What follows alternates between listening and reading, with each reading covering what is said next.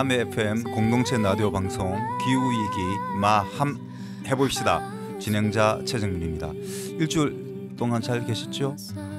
세계적으로는 난리가 아니었습니다. 저희도 지난 일주일 동안 이탈리아 북부에서 그동안 3년 정도 가뭄이 계속 이어지다가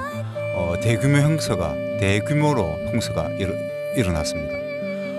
6개월치 내려야 될 비가 하루 만에 내렸다고 합니다. 난리가 아니었습니다. 근데 그 반대편 우루과이는 지금 가뭄에 또 시달리고 있습니다. 아이들이 학교에 있는 아이들이 물을 먹어야 되는데 밥을 먹고 그 물까지 제한할 정도로 지금 가뭄이 계속 이어지고 있습니다. 엄청납니다. 그런데 또 일본 후쿠시마 방사능 오염수를 이제 방출한다고 합니다. 우리나라에서 조사관들이 떠났죠. 얼마나 조사를 할 수 있을지 상당히 의문입니다. 어쨌든 우리 지역경제, 특히 우리 남해군의 지역경제에 타격을 줄 수밖에 없습니다. 아무래도 위험성 때문에 사람들이 해산물, 그다음에 수산물을 끓여야 할 수밖에 없는 지경에 이르지 않겠습니까? 옛날에 광우병 사태 아시죠? 광우병 사태 엄청났죠. 엄청났습니다. 대규모로 전국적으로 시위가 계속 이어졌습니다. 물론 광우병 괴담이라고 하시는 분도 있습니다. 그래서 이거 이제 방사능 괴담이다. 방사능 괴담을 퍼뜨리지 마라라고 하시는 분도 있는데 괴담일까요, 정말? 미국에 어젠가 하는 뉴스에 나왔습니다. 미국에서 광우병에 걸렸습니다. 만약에 그때 많은 시민들이 그런 광우병 우려에 대해서 토로하지 않았더라면 어떤 미국 소가 30개월 이상 되는 소들도 들어왔었을 가능성이 높습니다. 그 미국에서 지금 일어난 광우병 우리나라에서도 일어날 수 있었던 거였습니다. 우리가 위험이 있는 것, 안전을 위해서 최선을 다하는 그런 노력은 반드시 필요한 것입니다. 왜냐하면 이 후쿠시마 오염수가 방출되면 결국은 누가 먹습니까? 물고기들이 먹습니다. 그 물고기들은 먹이 사슬에 의해서 우리 밥상에 올라오죠. 우리 아이들 밥상으로 올라갑니다.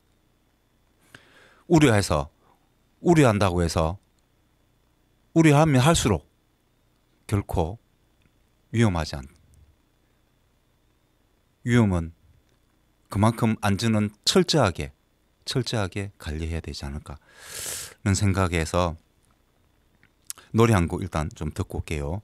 유나 씨의 사랑이 아니라고 말하지 말아요.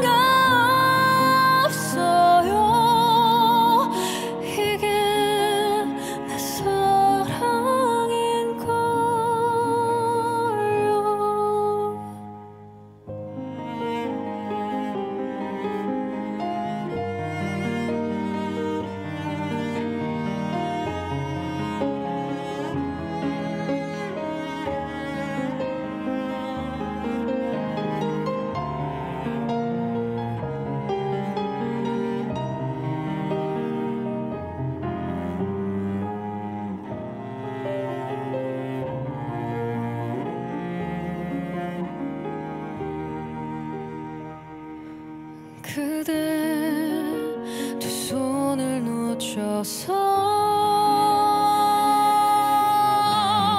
넌 길을 잃었죠. 하나 멈출 수가 없어요. 이게 내 사랑인걸요.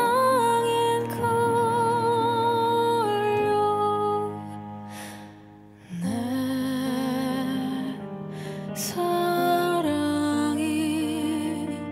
사랑이 아니라고는 말하지 말아요. 그대 없이 나 홀로 하려 한다고. 나의 이런 사랑이 아니라고 나를 설득하려만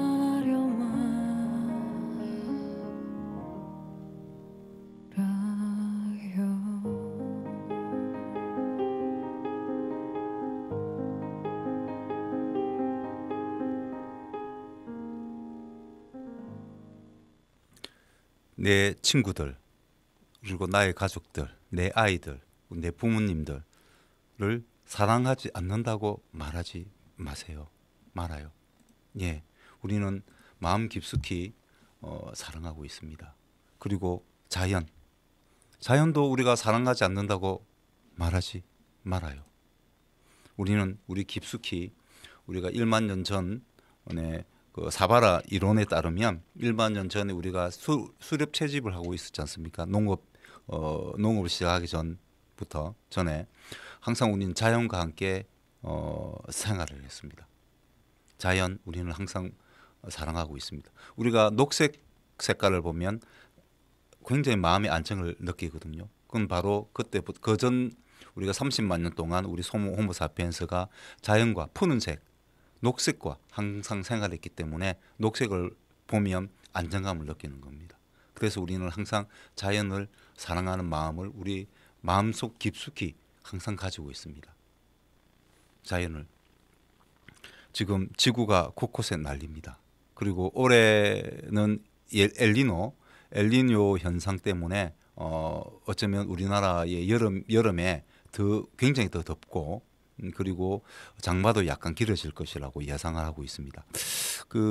뭐 저번 주에 또 한번 소동이 있었죠. 마이크로소프트사에서 일기 앱을 개발을 해가지고 우리 공개가 되었습니다. 우리나라 7월달 기후가 3일 빼고 다 비가 왔습니다. 그리고 8월달은 이틀 빼고 다 비가 온 걸로 예상이 됐습니다. 난리가 났습니다. SN상에서.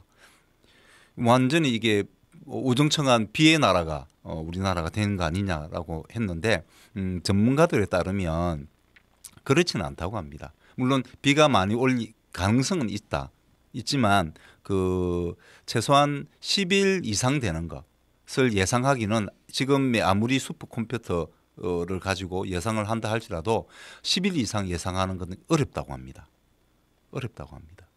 저번 주에도 토요일인가? 비가 엄청나게 왔습니다.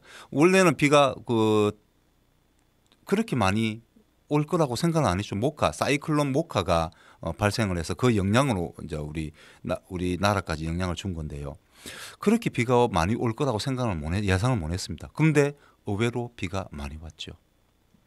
그런 것처럼 지금의 과학 기술로 10일 이상 내일 것도 사실은 정확하게 맞추기 힘듭니다. 근데 한 달, 두 달 이후의 거를 맞춘다는 건 쉽지 않은 거죠. 그래서 알아보니까 이 마이크로소프트사에서 일기 앱을 개발하는 과정 속에서 그냥 넣은 것이지 그것이 정확한 데이터, 정확한 과학적 근거를 가지고 한 것은 아니라고 합니다. 그래서 너무 놀라지는 마십시오. 그러나 지금 현재 모든 전문가들은 이야기하기를 지금 현재 엘니뇨 현상이 슈퍼 엘니뇨가 될 가능성이 높다라고 예상하고 있습니다. 슈퍼 엘니뇨. 상당히 더울 것이다. 올 여름은 굉장히 더울 것이다. 예년에 비해서 훨씬 더울 것이다. 그리고 장마도 조금 길어질 것이다. 슈퍼 엘니뇨는 엘니뇨하고 라니냐는 스페인어입니다. 스페인어인데 엘니뇨는 남자아이라는 뜻입니다. 그 반대는 라니냐는 여자아이라는 뜻이죠. 아마 그 아이를 키워본 부모님들은 아시겠지만 보다 남자애를 키울 때 훨씬 힘들었을 겁니다. 왜? 활동량이 많잖아요. 그죠? 남자애들이. 그래서 엘니뇨는 남자입니다. 남자. 그러니까 활동량이 많으니까 덥지요. 그죠? 많이 뛰어다니고 그렇기 때문에 기후가 많이 덥습니다. 그 엘니뇨가 어디서 생길 때? 어디 생길 때? 바로 페루 쪽에서. 페루 쪽이 더워지면 엘니뇨. 예. 그리고 인도양 쪽이 더워지면 라니냐 현상입니다. 그러니까 하여튼 반대로 생각하시면 됩니다. 페루 쪽입니다. 페루 쪽을 중심으로 보시면 페루 쪽이 더워지면 엘니뇨. 그쪽이 차가워지면 라니냐. 여자아이니까. 좀 차분하잖아요. 아무래도 상대적으로 반드시 그런 건 아닙니다. 성적 고정관념을 가지실 필요는 없습니다만은 대체적으로 그렇다는 이야기입니다.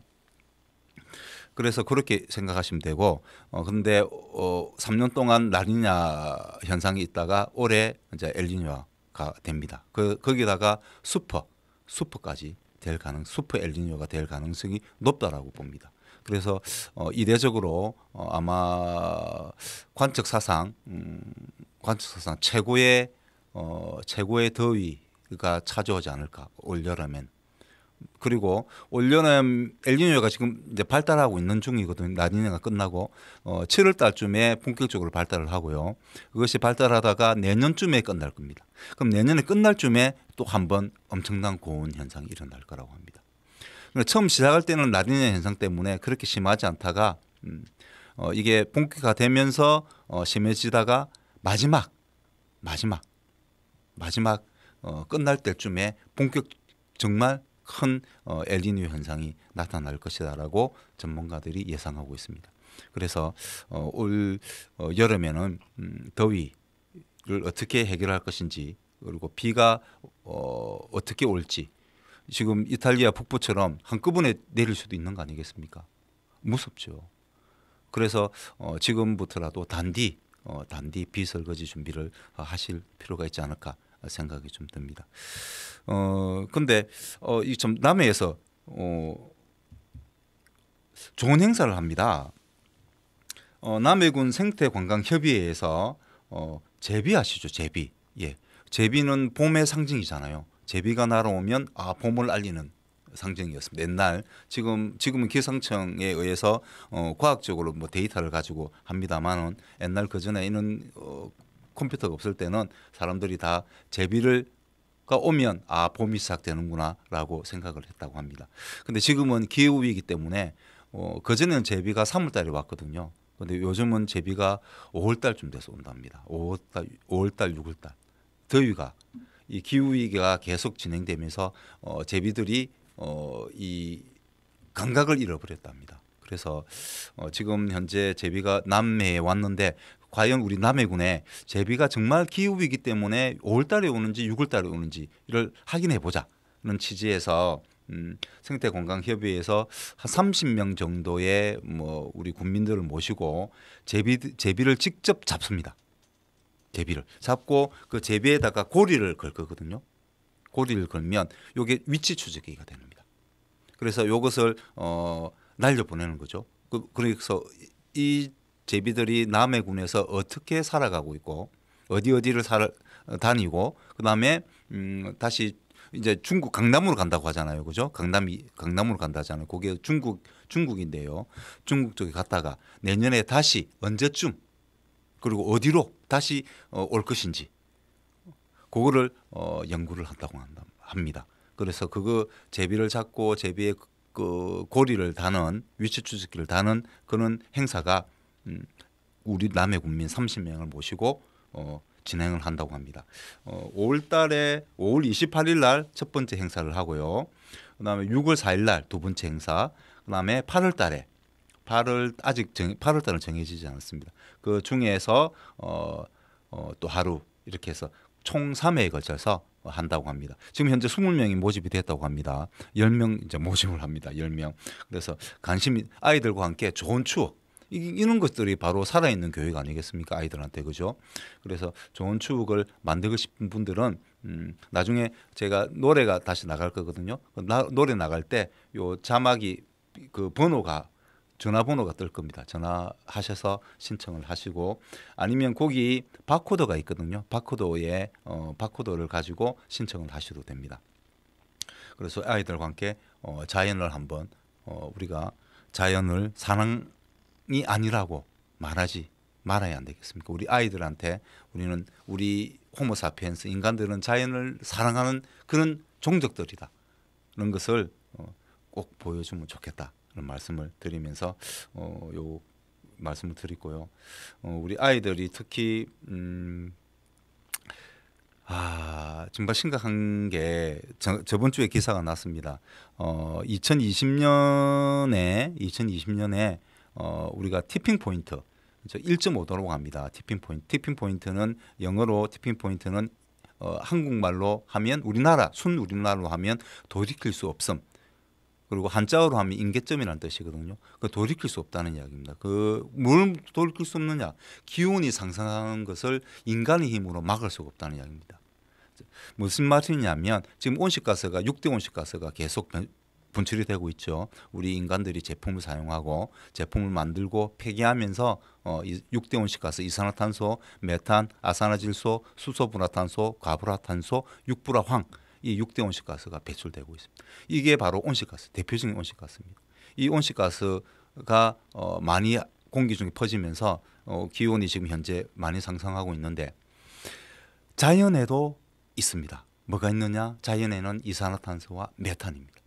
이 이산화탄소와 메탄이 물하고 결합되어 있는 상태거든요. 그러니까 빙하 또는 시베리아, 그린란드의 은땅에 빙하처럼 갇혀 있습니다. 물에. 그것을 하이드레이트라고 하거든요. 하이드 물, 레이트는 비율, 얼마큼 어느 정도 물이 섞여져 있는 비율을 이야기하는 건데요. 그래서 메탄 하이드레이트하고 이산화탄소 하이드레이트가 녹기 시작하면 빙하에서 녹기 시작하면 분출되기 시작합니다. 바로 그 지점입니다. 그러니까 온도가 더 올라가면 이제 빙하가 녹으면서 거기에 자연 발생적으로 이제 이산화탄소와 메탄이 분출하기 시작하는 바로 그 지점이 영어로 티핑 포인트, 한자어로 임계점, 우리나라 순수말로 돌이킬 수 없는 바로 그 단계가 입니다. 이 단계가 바로 2020년에는 10년 정도 걸린다고 했거든요. 근데 올해는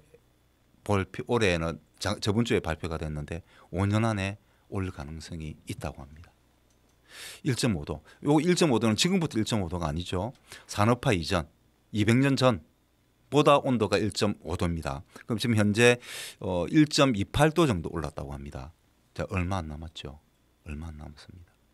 지금 이 추세대로 계속 우리가 온실가스를 배출한다면 정말 5년 안에 아니면 3년 안에 올 수도 있습니다. 이 티핑 포인트 단계가 되면 인간의 힘으로 막을 수 없습니다. 이제는 그때는 뭐 우리 소위 말해서 아모레 파티를 즐기는 사람들이 생길 겁니다. 그래 되면 더더욱 가속화되겠죠. 그거에 관련된 또 영화는 다음부터 한번 소개 좀 시켜드리고요. 정말 심각합니다. 그 심각한 사항을 정말 잘 보여주는 영화가 바로 이 택배 기사라고 하는 영화죠. 이거 지금 드라마 형태로 10화까지 아마 10회 방영되는 걸로 되어 있는데 현재 6회까지 방영이 됐습니다. 물론 호불호가 조금 있습니다. 뭐 좀 재미없다는 분도 있고 한데 대체로 다 재밌다고 합니다. 제가 택배 기사 아니겠습니까? 그렇죠. 제가 택배 기사입니다. 택배. 바로 이 물건, 이 물건을 여러분들한테 집 앞까지 배달하기 위해서 열심히 저는 일을 하고 있죠. 바로 이 근데 이제 지금은 이렇지만 이 드라마 뭐 영화라고 해야 영화를 할게요. 이 영화 택배 기사에서는 완전히 공기가 오염이 되어서 주로 뭘 배달하냐면 산소를 배달합니다. 그 산소를 배달하기 때문에 산소가 귀하다는 이야기죠. 그러면 이제 이 산소를 탈취하기 위한 그런 도적들이 많겠죠. 그래서 여기에 있는 택배 기사들은 굉장히 전투력이 싸움을 잘하는 분들입니다. 목숨을 걸고 하는 거죠. 이분들은. 뭐 저는 지금 택배 노동을 하지만 목숨까지는 걸지는 않습니다만은 그러나 우리도 신속 정확 친절하게 하기 위해서 노력하고 있습니다. 마찬가지로 여기 영화에 나오는 택배 기사님들도 바로 신속 정확 친절하게 물과 그다음에 산소를 배달하기 위해서 노력하고 있습니다. 저도 조금 봤는데 괜찮더라고. 재밌었습니다. 기부빈 씨도 멋지게 잘 나오고 우리 택배 기사의 그 애안도 잘 표현하지 않았는가 하는 생각이 듭니다. 택배 기사 만나면 친절하게 좀 대해 주십시오. 부탁드리겠습니다. 근데 이제 요 영어 제목이 재밌습니다. 택배 기사는 딜리버리 맨이거든요. 그럼 영어는 딜리버리 맨이라고 해야 되는데 블랙 나이트라고 했습니다. 블랙 나이트. 이 블랙 나이트가 흑기사 이런 뜻이 아니고 영어 뜻을 찾아보면 적대적으로 기업을 인수합병하는 그런 기업들을 그런 행위를 블랙 나이트라고 합니다. 아주 안 좋은 것이죠. 예, 여기에 보면 이 택배 기사 영화에 천명그룹이라고 하는 그룹이 나옵니다. 이 회사가 산소와 물을 팔거든요. 그런데 여기서 사건이 생깁니다. 인체 실험. 예. 난민들을 그 집 없고 뜨돌이 난민들을 그 가난한 사람들을 잡아가지고 인체 실험을 합니다. 소위 일본이 우리 한국인들에게 했던 마루타, 예, 생체 실험, 바로 그런 행위를 저지릅니다. 거기에 맞서서 요 택배 기사 분들이 똘똘 뭉쳐서 난민들을 구해주는 뭐 그런 아주 멋진 이야기가 바로 이 영화의 줄거리라 보시면 됩니다. 나름대로 액션도 괜찮고 재미가 있었습니다. 어쨌든 이런 상황, 이런 모습이 아마 저는 이 티핑 포인트 단계가 되면 아마 우리 지구의 모습은 이렇게 변하지 않을까 하는 생각을 해봤습니다. 충분히 저는 이렇게 변할 것이다. 황량한 정말 생각만 해도 끔찍하죠. 생각만 해도 끔찍하죠.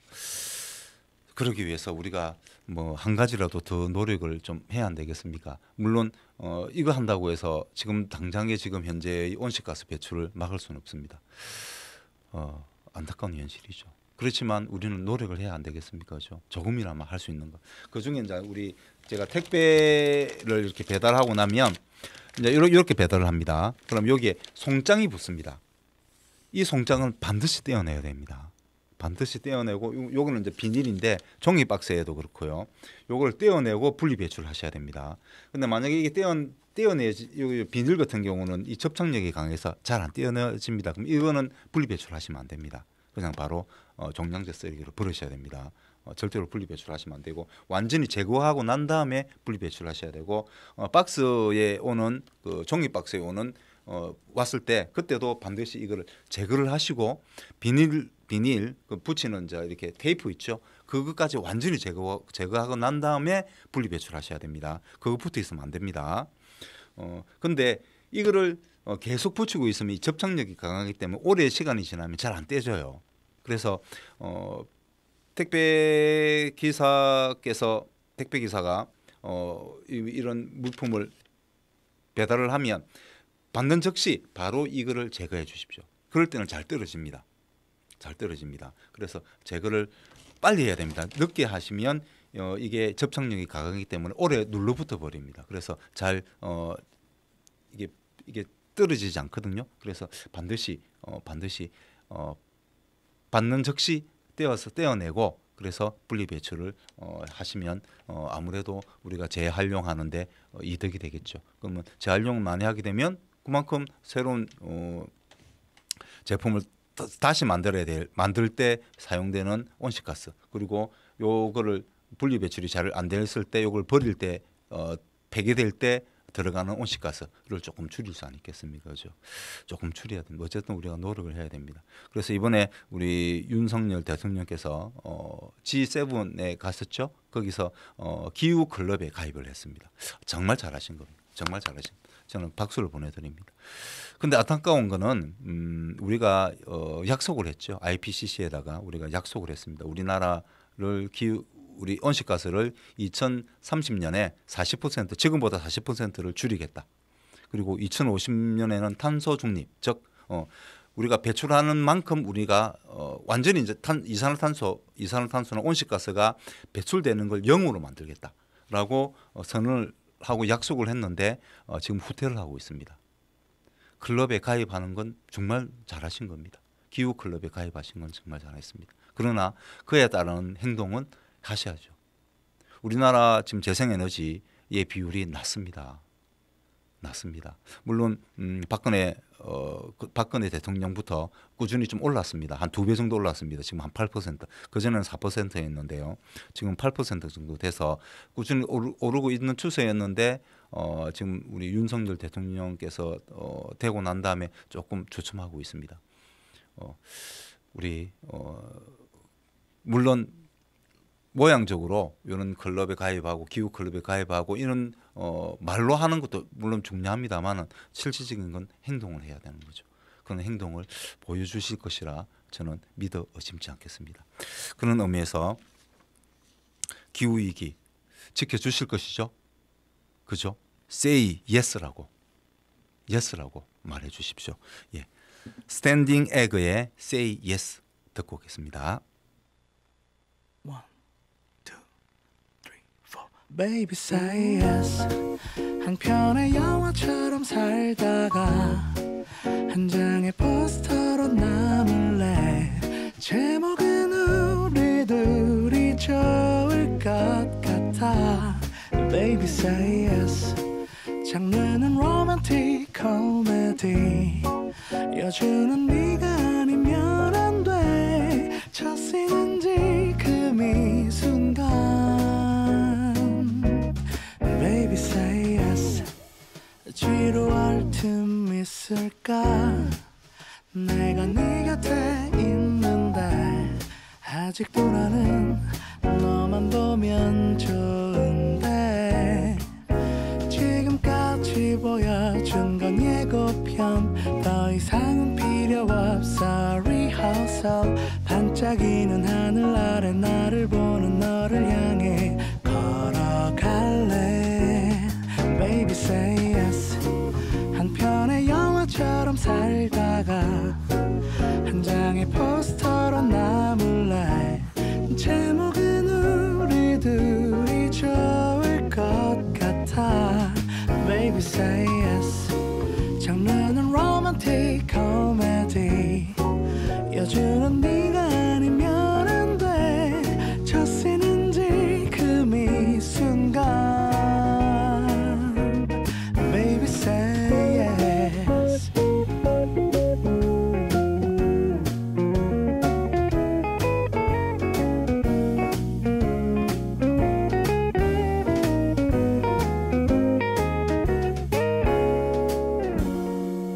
지루할 틈 있을까.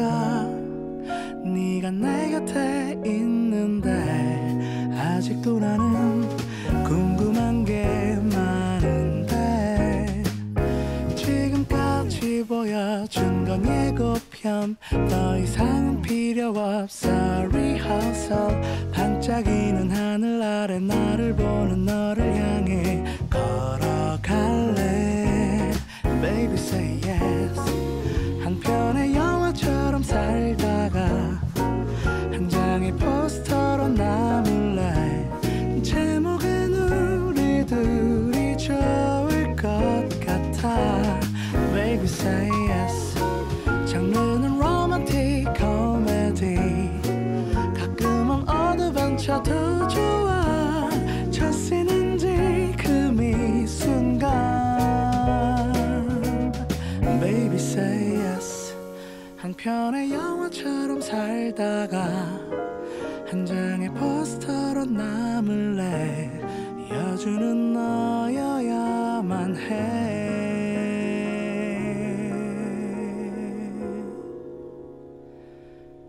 Baby say yes.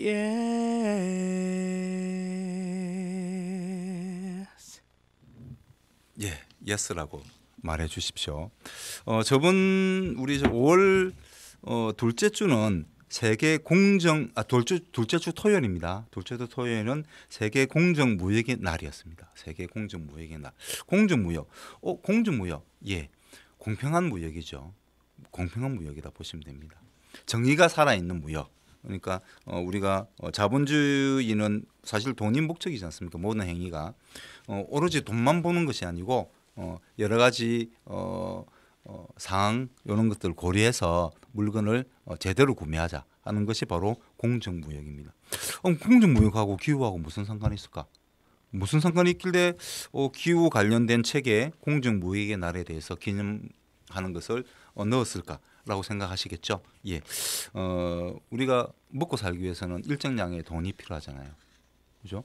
일정량의 그 사이에 맞는 돈이 필요합니다. 우리나라는 최소 뭐 못해도 한 300 이상은 되어야 그래도 도시에서 겨우겨우 살아갈 수 아니겠습니까? 그런 것처럼 그 나라 어떤 나라에든 거기에 맞는 그 벌어야 할 기준이 있습니다. 근데 우리가 너무 작게 임금을 한다고 했을 때 어떻게 되겠습니까? 그 사람은 더 많은 일을 해야 되겠죠.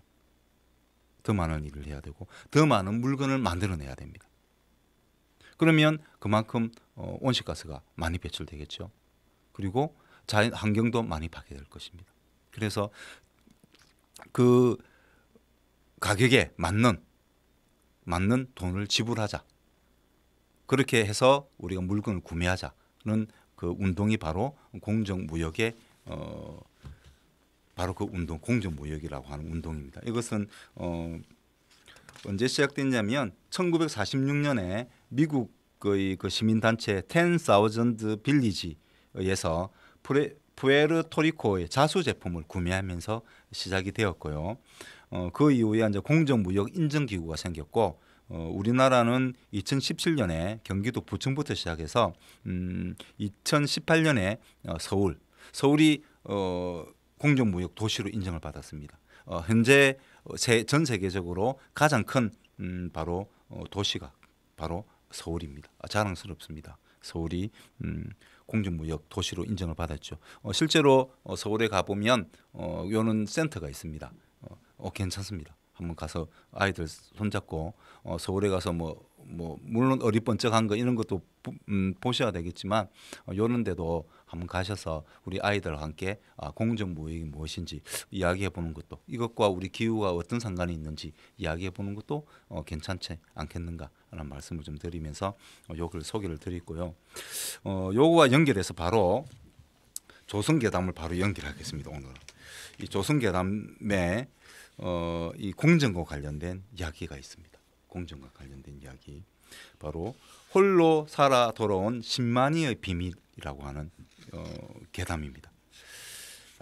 이 신반인데 혼자 살아봤대요. 그러면 여럿이 떠났겠네요, 그죠? 여럿이 몇 명이 떠났죠. 3명이 떠난 걸로 이 이야기에는 3명이 떠났습니다. 3명이 떠나서 신만이는 뭡니까? 산삼을 캐는 사람들이잖아요, 그죠? 산삼을 캐러 떠난 거죠. 3명이 떠났는데 마지막에 올 때는 혼자만 왔습니다. 그것도 혼자 오면서 산삼을 엄청나게 가지고 왔습니다. 산삼을 엄청나게 가져왔습니다. 가지고 와서 사람들이 아니 3명이 떠났는데 왜 혼자 돌아왔느냐 이렇게 물어보니까 이 사람이 사고가 났다. 사고가 나서 2명은 죽었다라고 이야기하면서 자기가 캐가 온 산삼을 똑같이 나누어서 그 가족들한테 줬습니다. 공정하죠. 공정한 거죠. 그럼 어떤 일이 있었냐면 그래서 이제 우리 사람들이 계속 물어봐도 도대체 어떻게 죽었느냐 계속 물어봐도 이 신만이 살아 돌아온 신만이는 이야기를 하지 않다가 마지막 죽을 때쯤에 자기 아들한테 진실을 이야기했습니다. 진실. 어떤 진실이냐면 이 3명의 신만이가 산삼을 찾으러 떠났는데 저 산 꼭 이런 귀한 것들은 어디 있습니까? 위험한 곳에 있지 않습니까? 절벽이나 이런 데 꼭 있습니다. 절벽에 만약에 절벽이 없는 것은 누구나 쉽게 캐가 갔겠죠. 벌써 다 캐가 갔겠죠. 그죠? 그래서 신기하고 귀한 것들은 주로 절벽, 사람들이 잘 캐지 못하는 곳 이런 곳에 있습니다. 그래서 거기에 산삼이 있는 것을 발견하고 살아 돌아온 이 신만이가 그 위험을 무릅쓰고 그 산삼을 캐러 들어갔습니다. 그리고 캐서 위로 절벽 위로 보내줬죠. 줄을 연결해 가지고. 그래서 나머지 두 사람이 산삼을 엄청나게 보니까 산삼이 엄청나게 많더랍니다. 그래서 엄청나게 캐서 절벽 위로 올려줬는데 이 내려가지 않은 그러니까 죽은 이 10만위 두 명은 욕심이 생기더랍니다. 그래 한 명을 제끼면 우리 둘이 가지면 셋이 갈라먹는 것보다 둘이 가르면 훨씬 더 양이 많잖아요, 그죠? 그래서 그런 욕심이 발동해서 그냥 친구를 내버려 두고 두 사람만 그냥 도망가 버렸습니다. 산삼을 들고 가버렸습니다. 그런 과정 속에서 이제 두 10만위는 죽게 된 것이죠. 이제 구렁이가 나타났다고 합니다. 구렁이가 나타나서 산삼을 가져가는 두 10만위를 잡아먹었다고 합니다. 그죠? 그리고 이제 홀로 이 10만위는 살았죠. 그래서 있던 산삼마저 캐고 그다음에 그 친구들 죽은 10만위들이 가지고 있던 산삼까지 들고 그래서 홀로 다시 돌아온 겁니다. 사실 속으로 이 죽은 두 10만위가 괘씸하지 않겠습니까? 사실 안 그렇습니까? 자기를 죽으라고 내버려 둔 거잖아요, 그죠? 그래서 괘씸해서 자기는 그냥 다 할 수도 있는데 나름대로 이 사람은 공정한 사람이었던가 봅니다. 돌아가서 죽은 10만위들의 가족들에게 똑같이 나누어서 줬는 것이죠. 예, 공정합니다. 우리가 현재 자본주의라고 하는 이 체제 그런 일은 많잖아요. 돈만 보고 모든 매정하게 사람을 내치고 자르고 그리고 하여튼 뭐 강도짓도 하고 예 그런 일을 많이 하지 않습니까? 그죠? 이 택배 기사 영화를 만든 감독이 사실은 그 마스터라고 하는 영화도 그 감독을 했거든요. 마스터가 그거잖아, 다단계 사기, 그죠? 엄청난 사기를 치고 필리핀으로 도망간 사람을 사례를 가지고 영화를 만든 건데요. 그런 사람들처럼 매정하게 모든 사람들의 재산을 도둑질해가는 사람들도 있습니다만은 그러나 우리 본성에는 그렇지 않다. 우리 본성은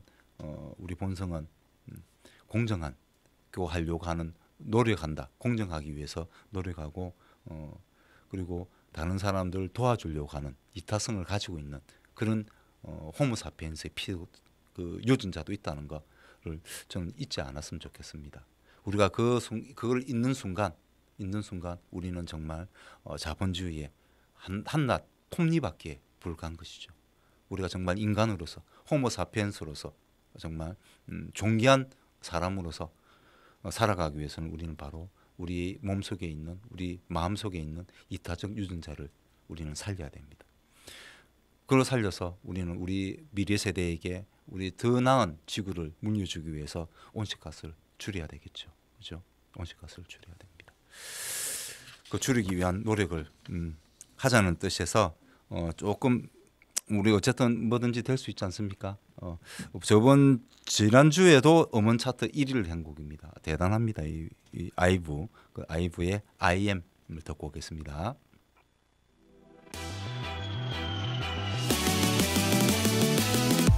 다른 문을 열어 따라갈 필요는 없어 넌 너의 길로 난 나의 길로 하루하루마다 색이 달라진 느낌 밝게 빛이 나는 길을 찾아 I'm on my way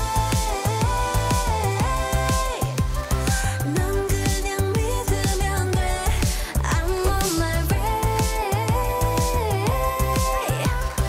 보이는 그대로야 모든 그의 dreams come true 제일 좋은 어느 날의 deja vu 머물고픈 어딘가의 낯선 view I'll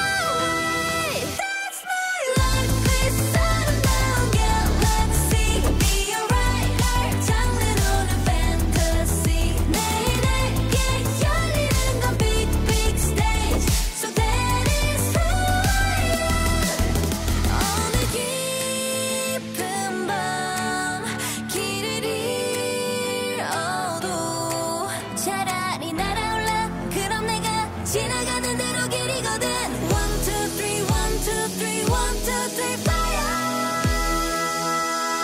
I hope you be so my dreams come true 제일 좋은 어느 날의 데자뷰 머물고 은 어딘가에 낯선 view I'll be far away That's my life is 아름다운 galaxy I'll be alright 장르로는 fantasy 매일 내게 열리는 건 big big stage So that is who I am 어쨌든 노래는 참 좋습니다, 그죠? 노래도 참 잘하고 노래도 잘하고 노래 뭐 가사는 잘 모르겠습니다. 저는 아직 젊은 분들의 노래에 익숙하지 않아서 가사는 잘 모르겠는데 참 좋습니다. 어쨌든 우리는 I am 나는 뭐뭐시다. 자기가 자기를 어떻게 규정할 것인가는 바로 자신의 마음에 달려 있겠죠. 그렇지만 우리가 과학적 사실을 뛰어넘을 수는 없습니다. 그렇죠. 방사능. 예. 후쿠시마 오염수가 유출이 되면 거기는 뭐가 있습니까? 대표적인 게 세슘입니다. 세슘. 그리고 플루토늄. 그다음에 삼중수소. 물론 뭐 삼중수소만 강조하시는 분들도 많은데 사실은 제일 더 심각한 거는 바로 플루토늄입니다. 플루토늄. 플루토늄은 핵무기를 만드는 바로 원료입니다. 그죠? 그래서 북한이 그거를 얻지 못하도록 하기 위해서 IAEA가 감시를 하고 있죠. 이 IAEA는 국제 원자력 기구인데요. 사실은 이 국제 원자력 기구가 먼저 뭐 어쨌든 우리 거기서 인정하면 후쿠시마 오염수가 안전하다고 인정하면 뭐 마치 다 받아들일 수 있는 것처럼 이야기를 하시는데 이 국제 원자력 기구는 사실은 원자력을 없애자는 데가 아니고요. 여기는 평화롭게 원자력을 사용하자는 모토를 가지고 있습니다. 원자력 사용하는 것에 대해서 반대하지 않습니다. 그러니까 후쿠시마 오염수가 큰 문제가 없다라고 결론 내리실 가능성이 높은 것이죠. 왜냐하면 거기는 원자력 발전소나 원자력 사용하는 것을 찬성하는 사람들의 기구이기 때문에 그렇습니다. 그래서 정확한 그러니까 언제나 그렇지 않습니까? 뭐든지 찬성하는 쪽, 반대하는 쪽 이 두 쪽이 같이 가서 조사를 하고 발표를 해야 됩니다. 그게 더 객관적이고 합리적이지 않습니까? 그런데 찬성하는 쪽만 가서 조사하고 괜찮다라고 하면 어떻게 인정하겠습니까? 인정할 수 없는 것이죠. 그렇게 되면 뭐 어떤 사람들이 이야기한 옛날 광우병 괴담처럼 이 방사능 괴담은 계속 퍼질 수밖에 없습니다. 그걸 막기 위해서라도 제대로 된 반대하는 사람들도 가고 찬성하는 사람도 가고 같이 가서 그거를 정확하게 분석을 해야 되는 것입니다. 세슘. 그다음 두 번째가 또 세슘인데요. 세슘은 이게 어떻게 생각하냐면 우리 몸 속에 들어오면 칼륨하고 헷갈린답니다. 우리 몸이. 그러니까 원자 구조가 비슷하거든요. 칼륨하고. 칼륨은 우리 신경이라든지 신경세포라든지 이런 것들을 움직이게 하는 아주 중요한 미네랄입니다. 그렇기 때문에 우리 몸에서 항상 필요를 하거든요. 그래서 만약에 세슘을 먹은 우리 물고기를 우리가 먹는다. 그럼 이 세슘은 바로 우리 몸에 흡수됩니다. 그 대신 칼륨은 흡수 안 하죠. 암 생기는 거죠. 플루토늄도 마찬가지죠. 삼중수소도 마찬가지입니다. 삼중수소는 엄청난 강한 결합이거든요. 그래서 되도록이면 우리는 이 오염수가 배출되지 않도록 해야 됩니다. 근데 또 오염수가 배출되면 우리는 그래 안 먹으면 됩니다. 그래, 그죠? 맞습니다. 안 먹으면 되지. 뭐 언제 안 먹을 수산물 안 먹을 거야. 그래 되면 우리 한국의 그 많은 어부님들 어떻게 하실 겁니까? 한국의 어부님들이 잡은 것까지 다 그래 되는 거잖아요. 그죠? 물론 지금 방출하면 1년 정도 있다가 해류를 따라서 쭉 연결하다가 1년 정도 있다가 아마 우리나라 해안으로 올 겁니다. 그래 되면 상당히 많이 그 감소가 됐을 거 아닙니까? 사실은 거의 우리 바다에 영향을 미치지 못할 겁니다. 그런데 이제 그런 세슘이나 플루토늄이나 삼중수소가 퍼져나가면서 여러 물고기들이 먹을 거 아닙니까? 그 물고기들 우리 밥상을 올라오겠죠. 그러면 어느 단체에서 조사를 한다던가 했을 때 그런 문제가 생겼다. 그러면 수소화물 자체를 안 먹는 운동이 일어날 겁니다. 그러면 우리나라에서 문제가 없는 그런 수산물, 해산물 이런 것들도 우리 어부들이 잡아서 팔려고 해도 안 팔리는 것이죠. 경제에 심각한 타격을 줍니다. 어부님들 어떻게 하실 겁니까? 그리고 그와 관련된 직종에 계신 분들 어떻게 할 겁니까? 이런 큰 문제가 발생할 수 있는데 오염수를 왜 배출하냐면 그걸 깨끗하다고 하면 그럼 같이 거기서 먹으면 되잖아요. 거기서 일본 내에 처리하면 되지 않습니까? 일본에서는 어부들한테 방출하는 것 때문에 어부들한테 보상금을 준다고 합니다. 일본은. 우리나라 어부들은 어떻게 하실 겁니까? 우리나라 그와 관련된 수산물과 관련된 종사하는 분들의 생계는 어떻게 할 겁니까? 연쇄적인 반응이 일어날 수밖에 없습니다. 우리 건강만 해치는 것이 아니고 연쇄적으로 경제에 심각한 타격을 줄 겁니다.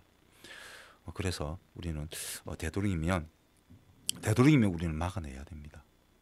오염수가 배출되지 않도록. 그리고 오염물이 배출된다면 그때는 우리 국산 수산물, 어산물은 어쨌든 안전성을 우리나라에서 좀 더 보장을 해서 충분히 우리 소비자분들이 드실 수 있도록 만들어줘야 됩니다. 그런 것까지 고민되어야 되고 반반의 준비가 되었을 때 우리가 오염수 배출에 대해서 한 번 더 생각해 볼 필요가 있지 않겠나 그런 생각이 듭니다. 그렇지 않으면 이거 상당한 우리나라 건강권 그리고 건강권과 우리 경제권 경제에 영향을 미칠 수밖에 없다는 말씀을 드릴 수밖에 없습니다. 그래서 우리 남해에 있는 환경단체 몇 군데에서 바로 이는 오염수와 관련돼서 오염수 배출에 관련돼서 뭐 성명서도 준비하고 있다고 합니다. 다음에 한번 그런 거 남해 한번 소개를 한번 드리고요. 노래 마지막으로 한번 듣고 올까요? 김뜻돌씨의 삐뽀 경보를 울려야 됩니다. 삐뽀 예 듣고 오겠습니다.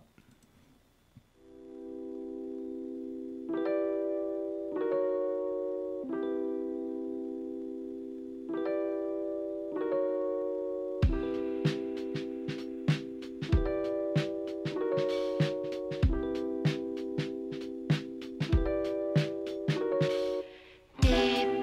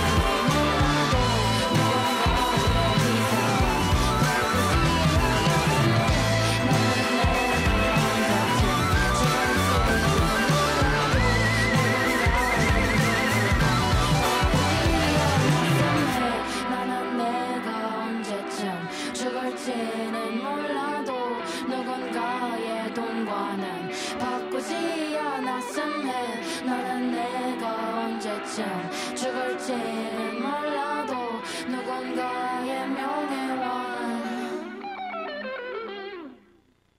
삐뽀 울리게 될 것 같아. 핀포인트. 예. 지구온난화의 티핑 포인트가 다가오고 있다고 합니다. 삐뽀 경보를 울려야죠. 누군가는 울려야 되지 않겠습니까? 여러분들도 같이 저와 함께 울려주시기를 부탁드리겠습니다.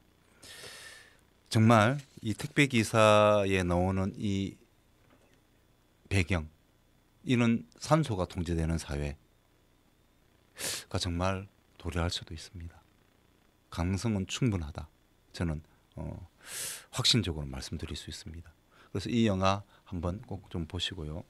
그리고 이제 우리 남해군 생태건강협의회에서 프로그램 만든 거 또 한번 참여를 해보시는 것도 좋겠다. 그래서 우리가 자연에 대해서 한 번 더 우리 아이들한테 관심을 좀 주는 것이 좋지 않겠는가 하는 말씀을 드리면서 저는 이제 물러가고 마지막 노래곡으로 에스파의 스파이시. 스파이시는 약간 매운 양념 맛이라고 합니다.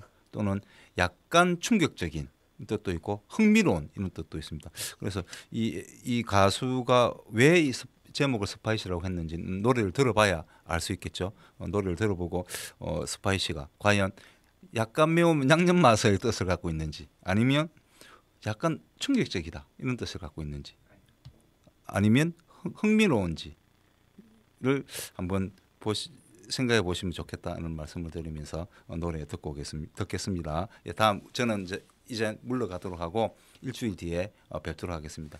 좋아요, 구독 부탁드리겠습니다. 고맙습니다.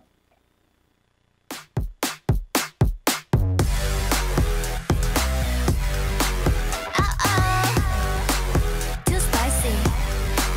You want my A to the Z, but you won't. 어림없지 맞춰봐 sweet. Gonna freak. What's hiding underneath? I see. 망설이 득한 보는 너 기회는 없어. Oh, no, you won't get it. Nah, you won't get it. I say. 깜빡한 순간 끌어당겨 you'll be mine. 살짝 다가와 can't cross my borderline. 날 가뿐하게 했던 everyday 흥미로운 덫을 던져줄게. 뛰어들어봐 just right now. Cause I'm too spicy for your heart. Bring the fire alarm.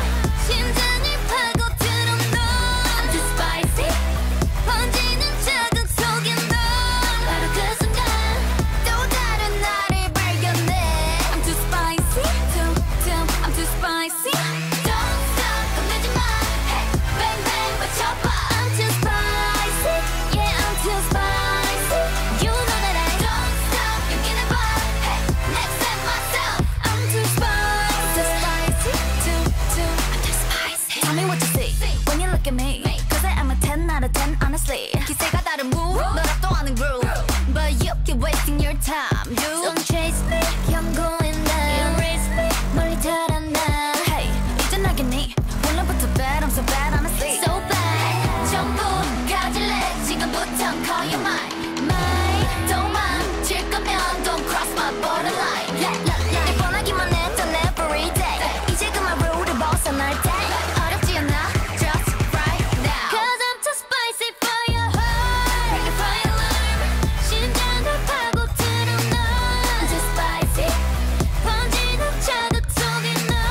바로 그 순간 또 다른 나를 발견해. I'm too spicy. I'm too spicy. Ready? 좀 더 강도를 높여 down down down. One of a kind. 우린 한계를 앞서 wow wow wow. That's right. 'Cause I'm too spicy for you. 오래된 내 하얀 차를 타고 남의 끝바다로 달려가자. 난 알아 넌 가끔 어디든 떠나려 한다는 걸. 화려한 도시는 내게 휴식을 주지 못하겠지. 쉽진 않을 거야. 현실을 잠시 놓는다는 게. 하지만